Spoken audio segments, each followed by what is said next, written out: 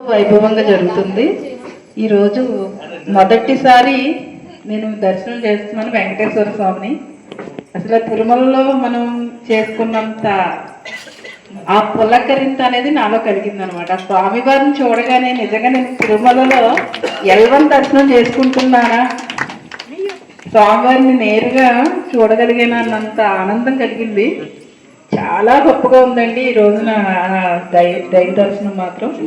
So Bhogi రోజున ఈ కళ్యాణం, గోదా కళ్యాణం కూడా చూడటం, మరి ఇక్కడ మీ అందరినీ చక్కగా పాడారు. వీళ్ళిద్దరూ కూడా చాలా బాగా పాడారు. వినసొంపుగా మరి ఆ కళ్యాణం గురించి, గోదా గురించి పాడిన పాటలు ఎంతో మధురంగా ఉన్నాయి. ఇలా పల్లెటూరుల్లో జరగటం మనం ఇదివరకు చూసేవాళ్ళం, కానీ పట్టణాల్లో కూడా ఈ రోజున చక్కగా ఇలాంటి కార్యక్రమాలు చేస్తున్నారు. ఎప్పుడైతే ఒక పుణ్యక్షేత్రం ఉంటుందో ఆ పుణ్యక్షేత్రం దగ్గరలో మనం అందరూ ఇలా గ్యాదరింగ్ అయితే మన హిందూ ధర్మాన్ని కూడా ముందుకు తీసుకెళ్ళగలుగుతాం.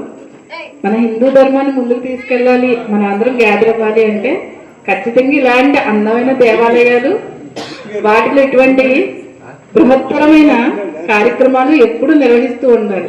అప్పుడే మన ధర్మం పరిమళిస్తుంది అన్నమాట. మన చూడండి, మనం ఎంతసేపు నెట్లో యూట్యూబ్ కానీ ఇవన్నీ చూసినప్పుడు మనకి రేడియేషన్ వల్ల కొంచెం అనారోగ్యం అనేది వస్తుంది. అవి చూసి చూసి చూసి మనకి బోర్డన్ అయిపోతాం. అంటే ఎంతో జ్ఞానం తెలుసుకుంటున్నాం అనుకుంటాం, కానీ ఏది ఉపయోగించమన్నమాట. కానీ ఇక్కడ నలుగురితో కలుస్తాం. మన చుట్టుపక్కల ఎవరున్నారు, మన ప్రాంతంలో ఎవరున్నారు, ఒక్కొక్కళ్ళు ఎటువంటి కళ ఉంది, అవన్నీ విషయాలు కూడా మనకి ఒక దేవాలయంలో వస్తే తెలుస్తాయి. ఎలా ఉన్నారు అందరూ, అందరూ బాగున్నారా లేదా, అందరి ఇళ్ళలో ఎటువంటి శుభకార్యాలు జరుగుతున్నాయి, అవన్నీ కూడా మనం రోజు నిత్యం ఇలా గ్యాదరింగ్ వల్ల తెలుస్తాయి అన్నమాట. తద్వారా మనం మన ధర్మాన్ని ముందుకు తీసుకెళ్ళగలుగుతాం. మన అందరూ కూడా సంతోషంగా ఉండగలుగుతాం. నిజమైన సంతోషం, ఆనందం ఎక్కడ ఉంటాయంటే ఇలాంటి దేవాలయాల్లో జరిగే కార్యక్రమాల ద్వారానే ఉంటాయి. మన ధర్మకర్త గారు మరి వారి సతీమణి గారు ఎంతో శ్రద్ధతో ఇక్కడ నిర్వహిస్తున్న కార్యక్రమాల వల్లే మీరంతా కూడా, మేము కూడా ఈ రోజున ఇలా కలవగలిగాము.